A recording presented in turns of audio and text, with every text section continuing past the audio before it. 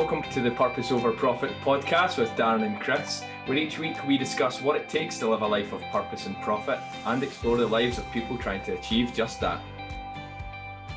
Welcome back to the Purpose Over Profit podcast. This week's a little bit different. This week it's just Darren and I who are going to be running through some purposeful practices that you can take on board and live yourself. But first of all, Darren's my co-host as always. How you doing, Darren? Yeah, I'm really well. Looking forward to this, to be honest. We're going to leave it a bit open-ended, aren't we? Because We've got so many things that I guess that we believe that are in our lives, that we've kind of habits or processes or routines or practices that we just think are really, really useful, that it would be good to just have a chat about and share. We're by no means experts in this stuff either, but hopefully you'll get some value from it, and it'll get you thinking about some new practices you can build into your own life. Yeah, and we purposely steered away from the word hacks as well, because we both kind of don't believe in the word hacks to a point, because a hack kind of makes you feel like you're kind of going to be missing the learning of something and just doing a shortcut. When you're playing the long game here, you're looking at the long-term impact to your health as well. And like Darren said, we're going to be bringing in some stuff here that seems kind of common sense and some stuff that can actually make a massive difference. So we're going to just take one at a time. And because I introduced it, what I'll do is I'll pass it over to Darren to probably introduce his first one, and then we can just take a turn each. So Darren, if you want to go your first purposeful practice, if you like. Yeah, lovely. So these are not by any way means in prioritized order. But so the first one is about supplements. Yep. So diet, in terms of our day-to-day diet, whether you're a vegan, veggie, you're like meat eating carnivore. Chris, what are some of the other diets you've been on? Paleo, yep, long time ago, definitely, yeah. What's the one that you just eat meat? That was like paleo, caveman. Yeah. Oh no, caveman. That's a paleo one. You live like a caveman, so you only eat what was around back in the caveman times, which is obviously like stuff that grows out the ground, potatoes and meats. It's a bit kind of crazy, but people swear by it, and you lose a lot of weight as well. Yeah, and my point is that I believe that, and I'm no scientist, I'm no sports nutritionist either, but I believe it doesn't matter what diet you've got, you can always, it's really, really difficult to get all the vitamins and minerals that you need in your diet without supplements. What I would say is caveat, this is not just all you need to do is drink milkshakes and and that's you're going to be cool. It's not milkshakes, it'll be smoothies and whatnot. That you need to be eating proper food. But I'm a veggie, and I even know that I don't get enough fruit and veg into my diet. So go figure. There's a lot of processed stuff in there as well. So a couple of things that I would recommend, a couple of products. I'm in no way affiliated, by the way, by these. But I've been using Athletic Greens for about 3 or 4 months, and that's like it's quite expensive actually. It's about 70 quid for a packet, so 70 quid a month. But that to me is like, I take a half shot of that. I've got another product that I use, which is Huel, but I'll talk about that later. But Athletic Greens is effectively, I don't know how many hundreds of different vitamins and minerals you're going to get in there, but it's effectively, that's it. It's all you need to be taking for the day. It's for me, I don't need to be popping magnesium, zinc, multivitamins, iron, all of that sort of stuff. I just need to take Athletic Greens. And that just makes sure that, I guess, I start the day on the right foot as well. So I have a habit that I leave my Athletic Greens pack. You actually keep it in the fridge, but I keep the bottle out every day. So I always have it in the morning, then I wash it out and I leave it in the same place out on the counter. So this is something that James Clear talks about around controlling your environment. And this is Atomic Habits, the book, about Atomic Habits, yeah. So you leave it out so that I physically can't walk past that. Yeah. Like I'm going to see that on the counter every day. So I see it, and it's the first thing that I do in the morning. Like, a couple of 100 ml of water, half spoon of that. And then I also put a protein supplement in called Huel, which is vegan based. And the reason I only put half of greens is because it's like 70 quid. It's pretty important. It's pretty expensive. That's what I was going to ask before you dive into it, because people are thinking 70 quid seems a lot. Is that 70 quid get you a whole month, or do you? It will do if you take a full measure, yeah. Jill and I kind of both work on half measures of it. And I kind of done a bit of looking into it as well. I want to up the protein in my diet. I think it's useful for most people as well. You're probably looking at 1.5 grams per kilogram, I think, of weight that you should be consuming of protein in your diet. And even if you're a meat eater, you ain't getting that. You're not taking in that much protein by accident. No one is. So that's where supplements, particularly because I'm veggie, I'm going to be eating a lot of nuts and carnivorous vegetables in order to get to that level. Definitely. So I take a protein powder, a vegan protein powder in with that. So I take just 1 scoop of that.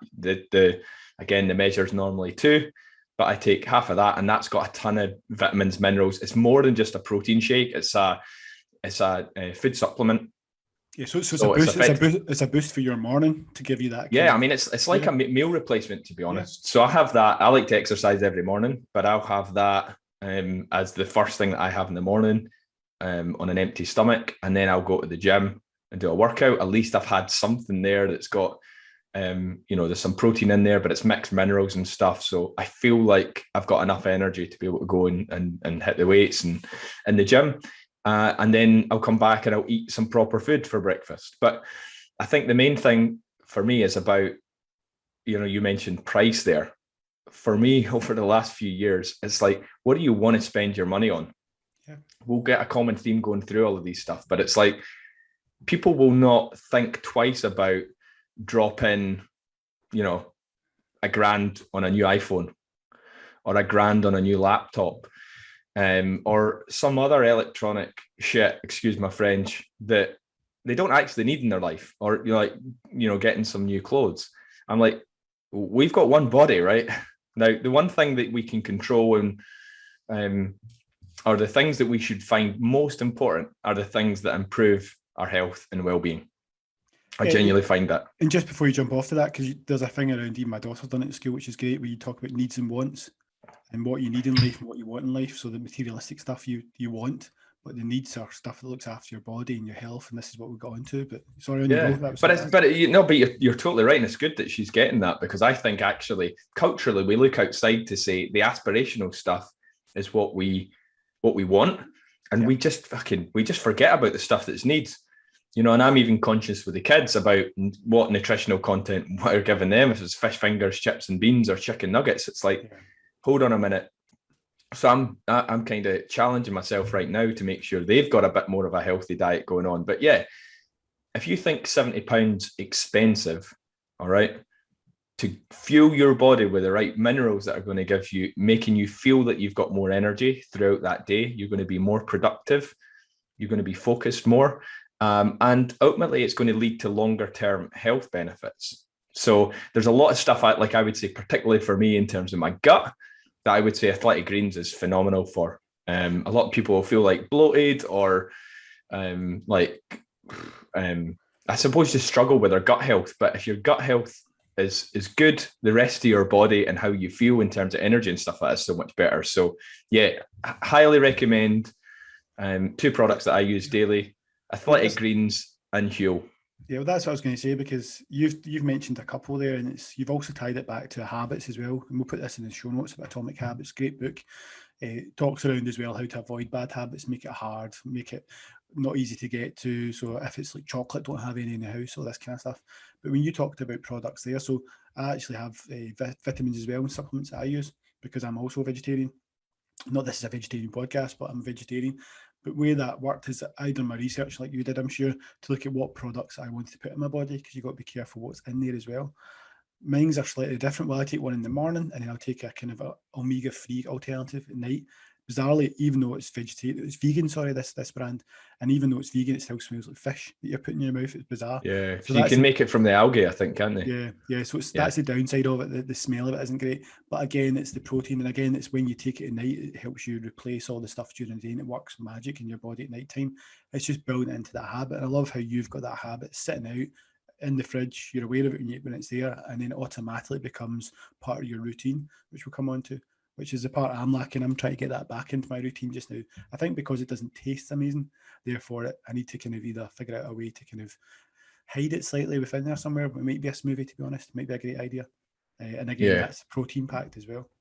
Yeah, I mean, I would say as well, like a disclaimer on it. Huel is, as with most vegan protein powders, it can be a little bit chewy if you don't have enough water with it. But like most things, just add a bit more water and it's totally fine. Athletic Greens tastes awesome on its own, which is one of the reasons you can get a lot of different greens. If you think 70 quid's too expensive, there is other alternatives out there. Like I think Lidl, Aldi, like they'll do their own version of a green supplement.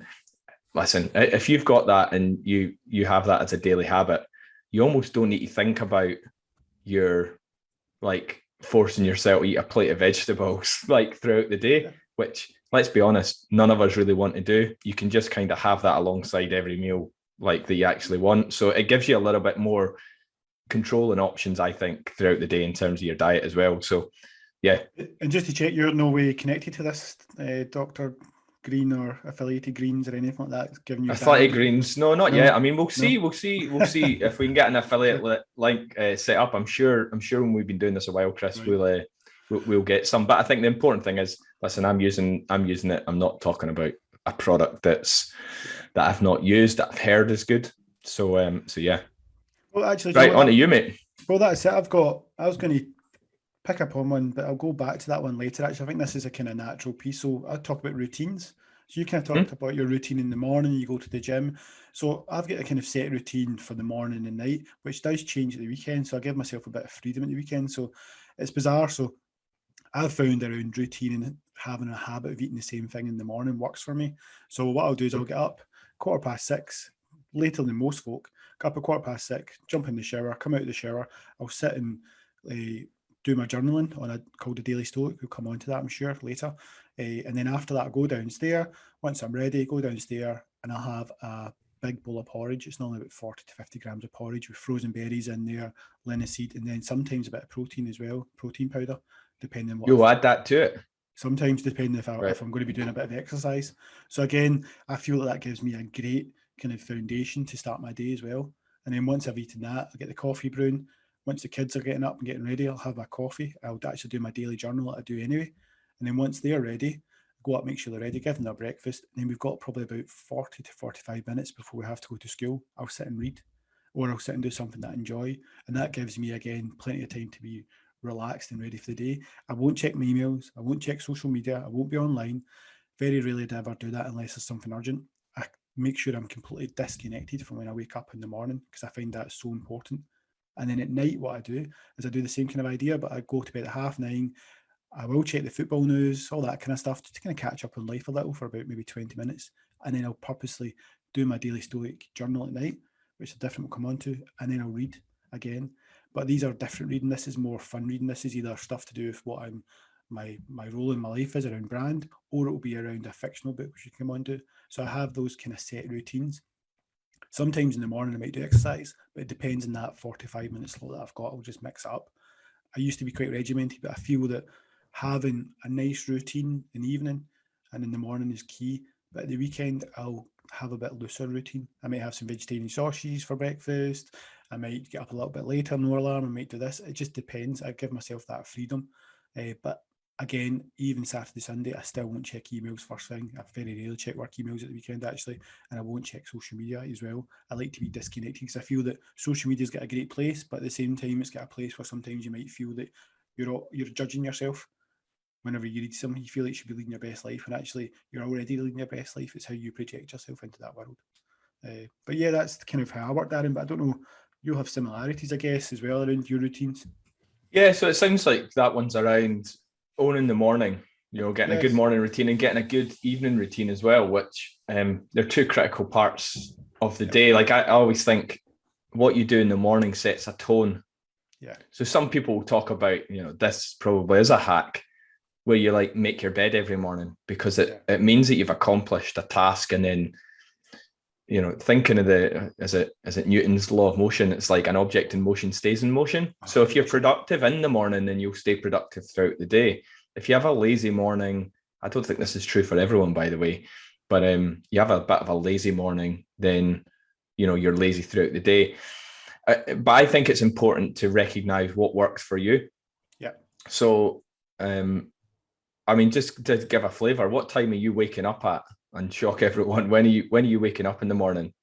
Well, this is it. So I'm reading a book just now called Why We Sleep. So I've Yeah. read that you should have between seven, well, it's recommended 8 hours sleep because that gives you a full opportunity to rest and have REM sleep as well. So I'm trying to build that into my schedule. So I'm trying to go to bed at 9:30, and then by about 10:30 I'm asleep, and 6:15 I'm up. My wife's alarm goes off slightly earlier because she goes to work earlier, and she's one of these people that does frustrate me. She hits snooze, which does frustrate me, but it's one of those things. When I'm up and I'm ready straight away, so it's normally about 10:30 till about 6 o'clock ish. I give myself that complete opportunity to sleep. So again, there's no caffeine after that a certain time of the day. Drinking plenty of water. Read as well. Let your brain relax. So whatever you read and consume before you go to bed, that's sometimes what you'll think about and dream about as well. So if you're reading about the pandemic and all this in your note in your phone, if you're looking at Instagram stuff, you're going to take that on board. Whereas if you're reading fictional stuff and take you a place, you're reading stuff to do with your business, your self development. Again, it can not only work wonders because when you wake up, you feel re-energized and awake. And I have great ideas in the shower, bizarrely. So when I come out of the shower, I've got a notebook where I write all these ideas down because my brain's had that time to rest and come up with those concepts as well, which is phenomenal. Yeah, I think we had Kirsty Wilkie on the sobriety, chatting about Yes. sobriety, but she was talking about Dr. Wayne Dyer. And I think we probably listened to the same YouTube video, but you go on Dr. Wayne Dyer, I think like affirmations, and it's like a 5-minute video that talks about, and in it kind of primes you for sleep. So, but he talks about the rationale for it at the start of it, and then it's a couple of minutes. But yeah, it's all about, if you think about you're going to marinate your brain for 7 or 8 hours, hopefully, like, what do you want to be marinating? Do you want to be marinating it in like, negativity about the pandemic or about your concerns about the next day, or like, what is it? I think there's some benefit of thinking ahead into the next day as to how would you want it to go, and thinking it from a positive point of view and marinating that. But recognize like this stuff's really, really important, because a great start to the day, James Fleming mentioned it in episode 5 or 6, like that, if your great start to the day starts the night before, it doesn't start when the alarm goes off in the morning. So yeah, no, absolutely. I love that fact. And yeah, I've often heard about reading as well. Like, you read, what type of stuff are you reading in the morning versus like the evening? Are you reading like fiction in the evening and like inspirational, motivational, personal development stuff in the morning? How does that work? Well, that's another point I was going to come on to, but what I was going to finish off just briefly on that point around the routines is you mentioned it yourself as well. Whatever you're going to be doing, so it's all about preparation, you said the night before, which is key as well. So I'll even think about what I'm going to be wearing the next day. So even though I work at home and I've got a home office, I'll still dress like I'm going into work because that's that mental state as well. So even like I've got the porridge set out as well. I've got the bowl sitting there. I've got the frozen fruits obviously in the freezer, but I've got everything ready, and I've got my books, my journal all sitting out as well, upstairs and downstairs. So it's all that preparation. So it becomes easy. If it's not easy, it becomes a task. You reach for something else. That's why if you don't meet your lunch for when you're going to have your lunchtime, and it's if something's in the fridge that you don't want, you would then go for the easy option. So it's making it easy and accessible for you as much as possible. But there's a great quote here from the Daily Stoic, actually, which you probably read this morning, Darren. I think we're reading the same pages, but it talks about it's a matter of getting up at the right time, making your bed, restricting shortcuts, investing in yourself, doing your work, and make no mistake, while the individual stuff and the action is small, it basically makes the impact is not, and it's bigger. So if you keep doing that over day, like you were talking about making your bed, and that comes from that YouTube video or TEDx talk, isn't it? Where the old army major talks about it. It doesn't matter what kind of day you've had, you'll still go to bed to a lovely made bed. So if you're a great day or a bad day. So I think that's crucial. But yeah, I mean, education around reading, that's another piece. I mean, have you got one around this piece, or do you want me just to crack on with this one? What's that in terms of educational? Well, just about what we read and what we listen to and what we consume. So I'm trying to think just to kind of finish that off and kind of close the book on that second point, I guess, in routines, morning routines, evening routines. What are the key things that you would say, like, I guess, bullets that people could take that away? Because I guess from my mind, I don't want to be prescriptive to say, right, you need to do X, Y, Z. We've both done the Miracle Morning, and personally, I found the Miracle Morning was overwhelming and too prescriptive. And so therefore, I think there's the concept of it's right in terms of owning the morning, and what it doesn't talk about is like priming that night the day before, that owning the night and the morning. But what are the kind of the key concepts, I guess, you could get across without maybe being overly prescriptive to say you need to eat porridge 5 days a week with linseed and fruit? Well, do you know what? You touched up on it and kept it really simple. Find what works for you. So I'm a creative guy, so there's different. So if you listen to a great book, Why We Sleep, we'll put it in the show notes. Actually, fantastic book. They talk around there's different sleep patterns we have. So one, you can be an early riser or a late riser, or you can in between. So I'm a late riser. I like to work late at night, but because of my profession, I've tried to tailor it slightly to get up earlier. So I've tried the 5 a.m. mornings, I've tried the 5:30, and I found that 6:15 works for me, and I'll go to bed a bit earlier. But that doesn't mean at the weekend I do the same. So find what is good for your routine, find what works for you as well, and change it up. So one is find what works for you as well. A good time to get up. Prepare the night before. It doesn't mean set your goals for the day. That's good to do that. But think about what you're going to be doing. So whether or not you're going to leave your clothes out, whether or not you're going to leave your food out, and make these things easy and accessible. So one is just find a routine that's good for you, and then build that routine around what you do. So your small habits. So if you're going to make a cup of coffee in the morning, what you're going to have your coffee? Would you normally reach for the toast and then put butter on it and jam, and then that's just sugar? It's not that great, but it's still good for you. It's not going to fill you up that often. Or would you make it something else that then gives you a bit of an extra boost? So make it simple for you, and then build it around that, and then just add bits to it that you like. So sometimes in the morning, it's about getting time back, and sometimes we've got kids, Darren and I, so we know that early in the morning it's sometimes better, the kids are still sleeping, and it's having that you time, and that's what's crucial. If you want to meditate, go for it. If you want to do this, but find what's good for you. So I keep it as simple as that. Yeah, I really like that. There's so much in there about James Clear, Atomic Habits, which I would recommend everyone reads. It's a phenomenal book. So we'll put that in the show notes as well. And yeah, the thing around keeping it simple, and it doesn't need to be huge. So you don't need to get up and meditate for half an hour and get up like at the 5 a.m. club. It's like, this is all stuff that's projected and pushed out, and it maybe works for some people, but I think the concept of owning the morning, which is what you're saying, and owning the night, is like absolutely being purposeful about what you want. It's so easy when you get out of bed to just fall into a decision because you've not had any preparation. And the problem is, like, after it's like a bowl of Cocoa Pops.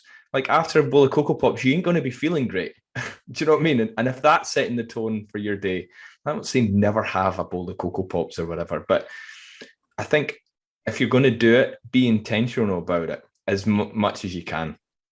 And I think that, if you set that out, you're like, what would I want to eat to start the day and have the best day? And that shouldn't be a chore. Like, I'm hoping when you're eating porridge, whatever you're adding into it every day, it's mixing it up a little bit. You've got a bit of variety and it works for you. So just find something that gives you the energy that you need from a nutritional point of view. And then if it's reading or meditation or going for a run, something that kind of makes you feel like you're going to go and have a better day. You don't need to do all of those things. These are just, the concept about being purposeful so that you can have a productive and efficient day and look after your health on a kind of small little way every single day. That rhymes. I'm a poet and I don't know it. I know. That's honestly brilliant because it's simple. So we used to work with a guy, I won't say the name, but he was fantastic. He used to come in on time, and he'd basically been up about 45 minutes before it. No breakfast. He had a coffee when he comes in, and he'd have like a roll and bacon, roll and sausage, whatever it is. And then that's how his day started. And he was most productive. He just got on with his stuff, rattled through it. It was fantastic. Really, really clever in what he did. But then that's how his morning went. And then when he had kids, he kept that still going as well. So he found a routine and a rhythm that worked for him. So again, it's not perfect to get up early. I mean, we sometimes earbash people who want to stay up late because that's how they're hardwired. They'll stay up till 2 in.the morning doing creative work or code and whatever. Then they'll get up late. And because of society, we say, well, the early bird catches a worm and all that. Well, no, not really. Some people are different and they are hardwired differently. And with this remote working, it becomes easier to live your best life by doing your own work and find your own routine. So yeah, find your pattern. Cool. Good stuff. So next one, Darren, what's your number 2 in the list then, would you say? Number 2, I'm just having a look from my list what I want to talk about that we've not spoken about already. I'm probably going to talk about this one. You've touched on it slightly, so it'll be good to bring you in and just have a chat about it. But sleep. I think sleep is probably the most underrated productivity and health call it a hack or routine. It's a most undervalued routine, and it should take up about a third of our life. And we just it's almost like society leaves it to the end. Yeah. It's like, oh, whenever I get to it, I'll sleep. And I had this mindset for years and years and years. And man, if you want to look into that, the science around it, that book you will put in the show notes, Why We Sleep, it's scary. It is, I'm going to list a couple of things in it that you should be aware of about sleep. We might have touched on some of it across the podcast in the first 12 episodes, but the main thing is what I didn't realize is your brain is always working, right? Your brain is always working. And even when you're sleeping, it's still working to some extent. Now, it needs to get into REM. It needs to get into that deep sleep, which takes about 4 to 5 hours, I think, at least, in order for you to get into that. So if you're trying to catch, like, I'll just get 4 hours sleep and then I'll maybe have a nap in the afternoon, you can't catch up on it. This isn't something that, you can eke out throughout the day. Your body's wired to get that time. So if you're not getting into that space, what's happening or what's not happening in your brain is it's not getting a chance to get rid of all the stuff it basically is waste product within your brain. That's how I see it. It's like a wash cycle of a washing machine. Now, if I think about like the lymphatic system, which gets slightly geeky here, but from a physical point of view, if you get a cut on your knee, all right, what will happen? You've got lymph nodes at the top of your groin, and the lymphatic system excretes the shit that the body doesn't need in it. It's like, get this out of me. Lovely language, yeah. Thank you for that. Right, sorry. But it just gets rid of all like dirt, or like if you've got a bruise, like lymphatic system will help get rid of that. And it's kind of, I'm sure there'll be people that will correct me, but it's wired from my knowledge through movement. And that's why massage and things like that help. Now, that happens if you're moving about and kind of physical exercise, and people get that, but I don't think people are aware of the fact that they need to get into that window of deep sleep, that REM sleep, in order to get rid of that waste product. Now, the problem with that is that can accumulate and increase the likelihood of you developing degenerative brain disorders later in life. I'm talking about things like Alzheimer's. I'm thinking about things like Parkinson's, dementia. All these diseases are things that, yes, there's some genetic element to them, but actually you're priming your brain to say, that's not a priority to me. I don't want to look after you. So people that are struggling with sleep and want it to be better, I totally get that. Hopefully we'll give some hints and tips kind of here that can help with it. But if you're listening to this, the main message is for those people that are not prioritizing their sleep. So I want to say prioritize at least 7 hours, ideally 8, but I like at least 7 hours. And if you're not planning to have that, like you mentioned, I'm going to plan to be in bed by 9:30. And my alarm set for 6:30. So you're giving yourself a window of, what's that, 8 hours? Yeah, you're quick on the maths than me, yeah. So 8 hours. Or sorry, that's 9 hours you're giving yourself. Yeah, and then, but you're falling asleep by 10:30, which will give you that 8 hour window, which is fantastic. I kind of aim for 7.5 is what I kind of like aim for. But if you're not priming yourself, say you work till midnight and you know the alarm set for 6, and you do that every single day, stop that. Change your habit, your routine. Either put the alarm later in the morning or get to bed earlier at night. And I guess really finish that off. I get we're talking a lot about planning for the next day, and you might be running around doing the dishes, cleaning the kitchen, filling the dishwasher. It's just not worth it. That is not worth sacrificing your mental health, your brain function, your productivity over the rest of your life. So yeah, stop it. So that's probably for me. And anything, what's your thoughts on that? Well, no, I think you've touched upon some great stuff there, honestly. Like you talked around, there's a key thing here around. You explain it by giving yourself a chance to sleep. So even though you might say, I'm going to go to my bed at 10, I'm going to get up at 6. So you go to bed and it's 1 minute before 10. You lie in your bed, and by the time your brain's ready to fall asleep, it could be 11. So if you're not giving yourself a chance to sleep, which is that window that you mentioned, I give myself an extra kind of hour. I've given myself a routine where I'm going to be catching up with some news, a bit of entertainment that I like to catch up in the world slightly. Then I'll either go into a kind of different pattern where I read a bit of self-development, which sometimes does help me sleep at that time of night, or fiction, because it's giving me that chance for my brain to shut off. So you give your brain that opportunity. But I mean, the key thing about sleeping as well, you mentioned it all there, it's fantastic. What your body does, which you don't know, so your brain's going at such a fast pattern during the day. It's all these random thoughts are flying through. When you go to sleep, what your brain does and what your body does, it helps turn off certain senses. So that when we're awake, everything's going on around us. We can hear and see and all this kind of stuff. When you go to sleep, it dulls these senses and turns them down as well. So it turns them off. And what bizarrely happens as well, when you go into a state of sleep, your body paralyzes you as well for a certain point in time during a sleep pattern. You can imagine, so if you're reenacting a boxing match you've watched, or you've seen Usain Bolt on TV doing the 100-meter sprint, whatever it is, and you want to reenact that in your sleep, you're lucky your body has to paralyze you. If it doesn't paralyze you, you end up trying to punching your partner or running in the middle of the night. So your body does all these things. It's very clever and it's intuitive that way. And also what it does, you mentioned it, there's a memory concept as well. So if anyone's ever seen that movie Inside Out, a Disney movie, very clever movie, it talks about memories, and if you start to forget stuff to get rid of them, that's what your brain does. Your brain takes on these great memories and it'll look at the memories for the end of the day and it'll go, okay, I'm going to archive that memory into long term, take those short terms, put it somewhere else. This is what your brain does without you knowing this. So if you don't keep up those regular sleep patterns and actually give yourself a chance to sleep, you won't have this opportunity to dream, be creative, and actually store these memories as well.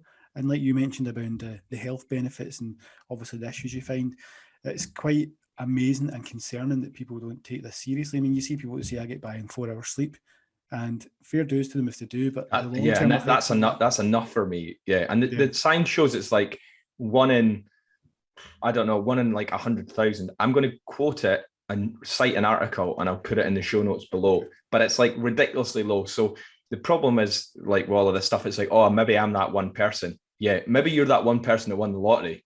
Like, and think about it like that. It's like finding a grain of rice in with a bathtub full of rice.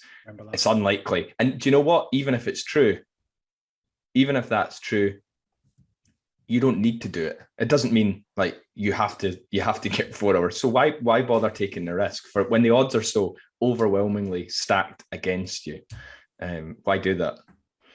I mean, I have to be honest as well. So I'm only about halfway through this book, and I'm already amazed. I mean, there's a great. I think he's on Joe Rogan as well. I can't remember the chap's name. Matthew. We'll find his. Matthew Parker, is it? Matthew Parker. Yeah, the English chap that's now living in America. But he's on the Joe Rogan show as well, which is a fantastic podcast. But we'll put this in the show notes because it is a great book and it's a real eye opener as well. My wife's a nurse, so she's all about the brain, and she's constantly reading. She's reading a book just now about how the women brain is hardwired differently to the male brain. So she's about educating herself as well. So we're like a couple of old farts sitting in bed while I'm reading a book about why we sleep and she's reading a book about the brain. So it shows you how far we've come from our partying days, to be honest. Yeah. But no, so that's it. I think to close that one off, in terms of some things that would do to help, like probably rather unhelpfully for anyone listening that struggles with their sleep, I've always been a great sleeper. And I'm like, if my head hits the pillow, I can go to sleep really, really easily. But what I would do that I do try and do that I think helps or assists towards that is having a digital sunset. So at some point in night, part of your brain, it needs to reduce the amount of like light, natural light or artificial light as I look at these big ring lights in front of me. But it needs to reduce that level so that it primes itself. So evolutionary, obviously, when it starts getting dark, the body naturally starts to get ready for sleep. So part of the routine for getting ready to sleep could be having a digital sunset, which is just no electronic devices, no watching of TV. Nice. Yeah. Even if it's like, I've seen some people do it from like 6, 7 o'clock, but say you want to sit down and you've got kids in bed and you want to sit down and watch something on Netflix, I would at least leave maybe an hour before you go to your plan to go to bed, and then watch what you need to watch and then shut it off. Get that away out of the bedroom so you don't take it into the room. That was your phone for our listeners. Yeah. Sorry. Yeah. I thought it was on, but there we go. But take that, leave that somewhere, either at somewhere at the edge of your bedroom that's not next to your bed where you're lying, or ideally outside. Because then you're not going to get into this habit of like checking stuff, social media before you go to bed. It's about controlling your environment. Again, coming back to James Clear, try and manage that. And then something else that I've heard is useful is CBD oils and supplements, which will help, natural supplements that will help, I guess, just relax you and prime the body for sleep. So you maybe take that an hour, I guess, before you go to sleep, and that will just help you relax and get you into sleep.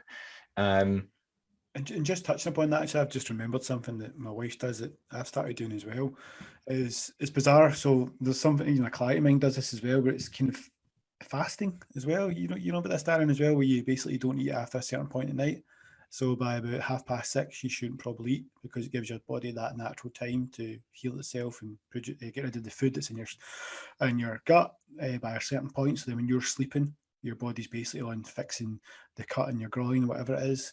So that's a good concept, where you basically don't eat from a certain point. I think it's like 12 or 14 hours you give your body from like 6:30 to the morning time before you eat again, because that's really good for your body to kind of fix itself as well. And again, that goes back to the sleep. If there's nothing in your body for it to process, like alcohol as well, the big one, which we can come on to, that really does help. So my wife's got me into that as well.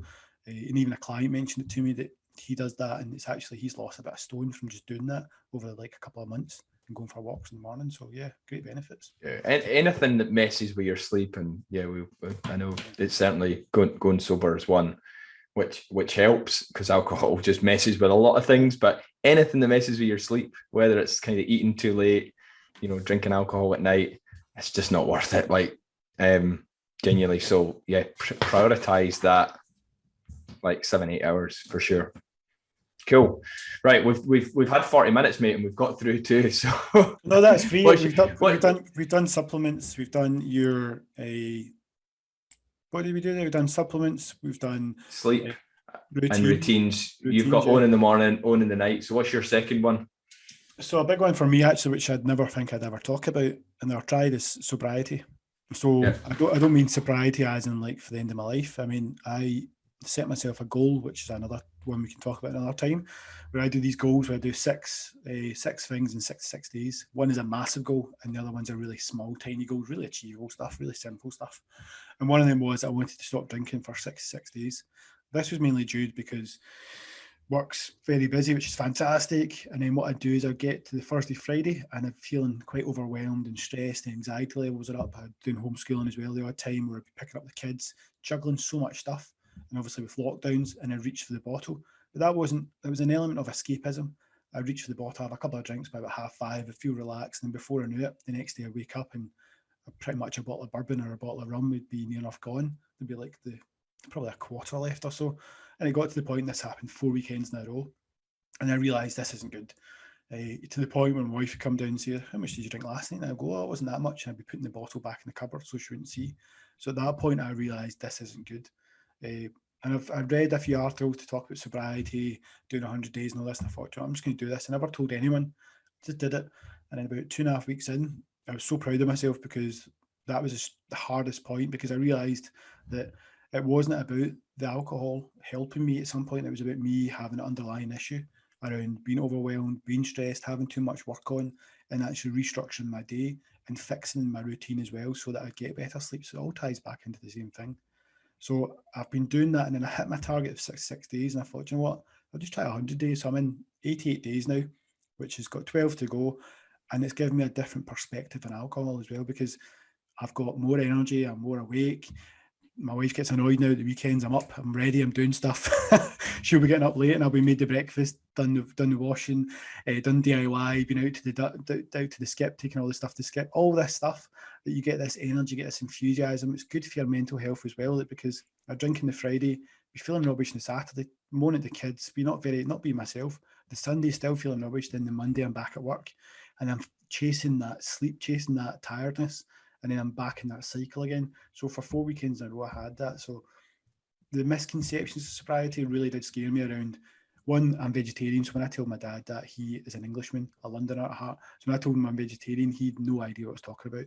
So I had to explain to him. Then I told him I was giving up drink for 6 days, going on 100. He accepted that, and he kind of got it as well. But again, during a lockdown and being part of a rum startup, it didn't really make sense, he said. But you've got to give yourself an opportunity. And I'd honestly encourage anyone who's not given up alcohol for at least a week to 2 weeks to try even giving it up. We had somebody on recently, which was fantastic. Give it up for 3 mornings in a row, 3 Sunday mornings in a row. Try that, then even try it for a weekend and just expand it. But just try and fit it into your daily routine, and don't go to it because you feel you're stressed or anxious or worried or overwhelmed, because that's when you make bad decisions. You will then eat the crisps as well. You'll get takeaway pizzas. I know all this. I mean, I've eaten 2 big large packets of crisps and then had pretty much a bottle of rum with loads of sugary Coke. So that's one of my biggest takeaways, I'd say, is try it, but don't preach about it if you want to. I mean, I tell people about it, but I told my best friends who I've seen recently, we haven't seen each other in over a year, and they were amazed as well. But it gives you a different perspective and you start to think about it differently. But I don't know what you think, Darren, because I know you're an advocate of this as well. You've done it many times as well. Yeah, I am. And do you know what? You've inspired me. I'm going to do probably 6 months. I'm going to do 6 months. I've been sober for a couple of weeks now, so not that nowhere near your 100 days that you're coming up for, but yeah. So I'm going to do another 6 month stint because I feel like we've spoken about it a couple of times, and I'm like, do you know what? It's been about 6 months since I've done that. So I've done a 9 month, I've done a 6 month, I've done a couple of 3 months over the last few years, and to start off with, it was difficult. I want to touch on one of the points that you said. You were like, just try it for, firstly, I would say, think about back and think, are you one of these people that haven't gone, say, 2 weeks since you were legal drinking age or even before without having a drink? I want to just be really honest with yourself and kind of reflect on that. And then if you are, think about, well, would you like to maybe try and see if you could go, whether it's a challenge or whether it's like, actually, that's not that healthy. Should I change it? And I would say try and do that. Try and gain some control over just a few weekends. Like you said, go for like 3 Sundays in a row where you're like sober, or 3 Saturdays in a row where you're sober, and try not just have a glass of wine. What that will do is start to break some of the associations you've got between your habit, your action, and the emotion with which it's satisfying. So you mentioned you're stressed and you'd reach for the bottle of Jack. Now, that's because you think the Jack is a means to an end. By drinking the Jack, I won't be stressed anymore. In reality, there's 101 different ways there's thousands of ways that you could relax and change that state. You could meditate, you could go out for a walk, you could go out for a run, you could hit the gym, you could read a book, you could go and have sex. Like, I guess, like, absolutely anything, right? And I guess what you've got to think about, what's the consequences from the action? So if you think about it more strategically in terms of, okay, so like that might have the desired effect. You feel less stressed, but what does it do tomorrow? What does it do the next day? What does it do the day after? If nothing else you think about is just how productive you'll be, you're going to lose the next day's a write-off. I'm not telling anyone anything they don't know. Even 100%. Just a couple of drinks, you're going to have a bad night's sleep. You're probably going to eat shit on that night. You're probably going to eat shit during the next day. The day after that, you're going to be maybe losing a quarter of your productivity as well. And so it obviously it's not going to go on for a full week, but then how much of the next week is that going to affect in terms of your productivity? And then you're back into it again, and you're into the same cycle, and you're like, I'm maybe not getting anywhere, or I'm not getting that promotion, or my life's not kind of going the way that I want it to. If you could just break the cycle and break that habit, and a few weeks might not be enough, but it'll be enough to start saying, I'm in control of this. I'm going to try something different to try and relax rather than reaching for a bottle of wine. Or a bottle of Jack Daniels in your case. Massive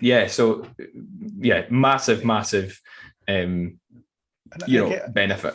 Yeah, and I guess we have to give the flip side as well, because there is people out there who enjoy a beer or a glass of wine the odd night as well. They want to go to the community aspect, go to the pub, see their friends, because the pubs are open now, which is fantastic. All this kind of stuff. So there is that community element, which I get as well. But like you're saying, Darren, if you haven't went for a period of time, then it's good just to kind of pause and just reset yourself as well. But give yourself enough time to kind of help, not cleanse yourself, but give your time enough for it to get your body and enough your mindset to change slightly and to think differently. I mean, I remember forever ago, I worked in a pub and it was during the Halloween phase. I was getting married and just get some extra money. And I seen the other side of alcohol. I seen myself, if you like, coming up to the bar, but in other people ordering like 5 shots of tequila when the bar was shutting 5 minutes later. And this one young lady, I remember it, 5 shots of tequila, and she drank 5 of them to herself and then walked away. And I was like, wow. So that gave me a sense of perspective of how different it is. But yeah, I'm still going to go back. I mean, I love my rums, I love my Jack Daniels, love my bourbons and all the other ones out there. I'm part of a rum startup as well. So there's a rum festival coming up that I'm going to be at as well. So I still will have a drink, but now it'll be more managed and I'll understand it. It is like you said, it's the association. I've broken that now, I believe. So then I'll be able to go for a walk instead, or maybe if I'm feeling stressed, go for that walk. I mean, I do daily walks as well. We can come on to all that stuff, but it's making sure that you break that association with it. If you don't, then unfortunately you could get caught in that cycle and it could lead you down a path that could be quite bad. Yeah, and I, like 100%. Like I've been out, and what I think it helps with, I'm pretty compulsive. I've like, as Jill will tell you, I don't know when to stop drinking. Yeah. So I'm like, it's me when I'm tapping out, blind drunk or being sick. Like none of that stuff is the intention, but I'm doing it because I'm wanting to relax, and it's just like 1 pint goes like physically. Just if you think about how much, say you go out and drink like 8 pints, like just physically how much fluid is going into your body. Like there's no way our bodies were meant to drink that much fluid, and it's not even like water. We wouldn't drink that much water. It's just absolutely crazy. So yeah, but to your point around going and having a few drinks, yeah, like I'll be the same. I don't think I would go, I'm going to be sober and I'll be off it completely. And there is something to be said. I think there's probably about maybe 10 to 15% on, say, a night out that just alcohol can help. Certainly it helps me feel, just relax a little bit and feel a little bit more at ease, and the conversation flows a little bit better. And I think that's cool. But I would say anything more than 2 pints, I've found, for me, I'm a lightweight. I'm a proud lightweight as well. It's a lager tops as well. I'm a cheap night out. Yes. But anything more than that, I find there's a decreasing, or there's an incremental decrease in like the benefit of it. So I would say after a couple of drinks, after 3, it's like there's very little more. 4, it just progressively gets absolutely pointless. Whereas a couple of drinks, I think that can be healthy, but like you say, breaking the habits, breaking the control of the associations that you've got in place, I think that's the important thing. Yeah, I think that's a great word to finish up on there, around control. You put yourself in control of it, and you're not letting something else dictate it. So fantastic. What about one of your other points, Dan? I can see the list here, actually. Great points. What one do you want to tick off now? Well, I'm wondering, what do you want to cut this here? I was going to say we can maybe do the Audible one, because that kind of relates into when we spoke about what we read, because that ties into sleep and everything else. We can just rattle through that quickly and give people a flavour of what we might read or what we might listen to, and then that might fit into some of their patterns as well, because we spoke about some of the books. Yeah. So what are you listening to just now, or what have you been listening to? So I would say, so one of them is Audible. So I think the routine is, or the process is, or the practice is, change, like get Audible or podcasts and be changing your car, change your walks, change your phone into something that's a walking, moving library. So if you're in the car, you might just have the radio on normally. And I would say sometimes that's cool. I still do it just now. But get a subscription for Audible. It's $7.99. It's not a lot of money. People will be paying like, what, 40, 50, 60 quid for Sky. I'm like that. There's very little you're learning from that if you're being really honest with yourself. Like, $7.99, again, talking about the most important investment you can make, what goes into your body, right? So what goes in physically, what you eating, drinking, what goes into your head. Audible, it's just about giving yourself some progressive ideas around the world and different ways of thinking and different information. So yeah, Audible is fantastic. I've been using it, and probably 50 to 100. I'll need to check, but over the last 5 years, I'm easily at that level. I'll be buying at least 12 books a year, but often I'd maybe go through a bit where I've got through quite quickly, so I'm going to buy a few more credits and binge a little bit if I'm on holiday or something. So yeah, I'd absolutely recommend that. And you can get a free trial if anyone wants to try it for a month. Just let me know if there's a book that you're interested in. You can get a free trial for a month. So I'm happy to. I don't get anything for it, but you get a free month to listen to something for no cost, and then you just cancel it if you don't need it or want it. But I love that. I loved how you said it's binging in the right way, because you're binging to educate yourself or consume something that's good. I mean, I've got Audible as well, and I must have, I don't know how many books, but I've got stuff from learning and development myself, but obviously brand as well, which I specialise in. But I've even got stuff in there. I've got the Billy Connolly book, and I love that because Billy Connolly is a famous Scottish comedian, and it's narrated by somebody else, but you get to hear his stories. And again, so I go for a walk, and it depends on what mood you're in. If you want to go for a walk, if you want to de-stress, you want to be, so if I'm driving to the football to go and play football, I listen to Before We Go to Sleep, or I listen to something motivational to get me in the mood. But listen to Billy Connolly as well. You're going for a walk, it makes you laugh. And even podcasts you mentioned, so I love the Peter Crouch podcast. It makes me chuckle every time I listen to it. And I'll sometimes do that in my lunch walks as well, because that helps me kind of disassociate from the working world for a wee bit, kind of refresh, and then I laugh and I come back and I'm ready for the next part of the day. So I'm totally advocate of Audible. I seem to have credits constantly ticking up, and then I've even actually shared my own account with my wife now, who's now listening to a book. Is it called Hungry Ghost or something like that? It's about addiction, because she's into nursing as well. So it's fantastic. But yeah, I'd say that as part of your routine, that is a big part as well. What about books, Darren? Because obviously we talked about books and habits and all this kind of stuff. What kind of books do you normally read, or any top ones that you've liked recently? Yeah, I mean, it's probably similar. Obviously, I'll read, but I'll also listen. I prefer to get the book if it's something that I'm going to reread and go over again, because I find Audible, unless I'm sat with taking notes with it, sometimes it takes a few listens for it to seep into the subconscious. But yeah, I guess all the usual ones I would say. But we mentioned we've mentioned a few before on the podcast. So Atomic Habits would be one I would say absolutely get. You can listen to that on Audible or on reading. I'm just finished High Performance Habits and Never Split the Difference. So High Performance Habits is all about kind of key habits, Brendan Burchard, that you would want to implement in your life. Never Split the Difference, all about negotiating by I think it was an FBI negotiator, Chris Voss. And really? So how can you never leave anything on the table? This idea that you split something 50-50, it's no, that's not how you negotiate. I'm going to read that. I'm going to take a note of that. That sounds a fantastic one. Fantastic. So yeah, he kind of he breaks each chapter down to a case study. So each learning, he'll give a case study of a hostage negotiation and then draw the parallels to what you can learn from it. So yeah, fantastic. And one which I was going to mention earlier on when you were talking about the importance of incremental steps, really small stuff. Often we can think that, and it's called The Slight Edge by Jeff Olson. It's a fantastic book, really small. But the principle of it is that just doing small daily things every day is talking about every decision you make is either good or bad. All right. There is no in the middle. Yeah. So I take the analogy between eating an apple or eating a Mars bar. If you did that every day, you either had the apple or the Mars bar. If you ate the apple every day, the benefit it would have in your health and probably the rest of your day, because it compounds with other decisions in the rest of the day, you're probably not going to notice any different after a day. You're probably not going to notice much of a difference after a month.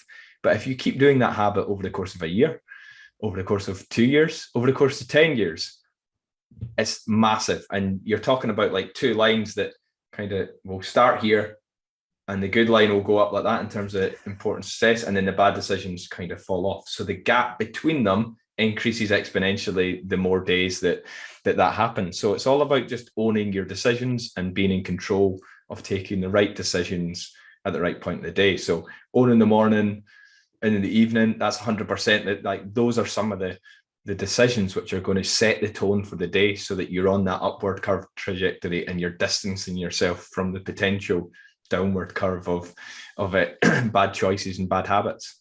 I love that. It seems to be kind of get a theme going on here around owning the morning habits and everything else, which is great. From my own point of view, like I love books that help me either develop as a person, develop as a business owner, or develop my own skill set. But I also love fiction books as well. So like I've got stuff there. Great books is like Win Without Pitching by Blair Hines. He talks about understanding the mindset of the buyer and understanding how to actually get their best place for you to actually put across your own proposal. And it's all about never pitch for work. Basically understand the needs and the benefits. What's the client's desired future state. So that can work in any kind of walk of life as well. Other ones, Darren mentioned this to me. I actually loved it. I got an audible of it. It's the 5-second rule, which sounds like the food that you pick up is 5 seconds when it hits the floor, but it's all about making a decision within 5 seconds. It's an audible book. It probably could have been about half a book in size, to be fair, but it's fantastic. Other stuff, the Infinite Mindset, the Daily Stoic we've talked about, put that in the show notes as well. But even like fiction books, I find fantastic to escape at night. So I'm all about the classics. So I've read all the George Orwell stuff. I've read loads of stuff, but just now I'm reading the Isaac Asimov, the Foundation series, which is tremendous. It's 7 books. It's a great story. And I'm now reading the other ones, which is like I, Robot, his other series. And these, again, are great escapism books. They're massive. But again, it's just to help your brain take you to a different place. And this guy wrote books, I think it was in the 20s, about future robots and space and all this kind of stuff, way ahead of his time. And I think that's the kind of stuff where if you want to read fiction, try to read some of the classics as well.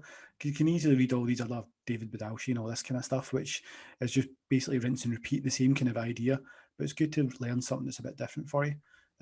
But yeah, I think as long as you're reading stuff that can either broaden your mindset or even broaden your own confidence as well, I think that's crucial. But yeah, owning the morning, owning the routine, yeah, fantastic. Yeah, and I think it's fair to say we haven't got through half of the stuff that we hope to. So I think we'll definitely have a good few other episodes of this in the future. And I think also you've just made me think about we should definitely have like a book review or a top book recommendations for people as well. So we'll get that locked down in the coming weeks.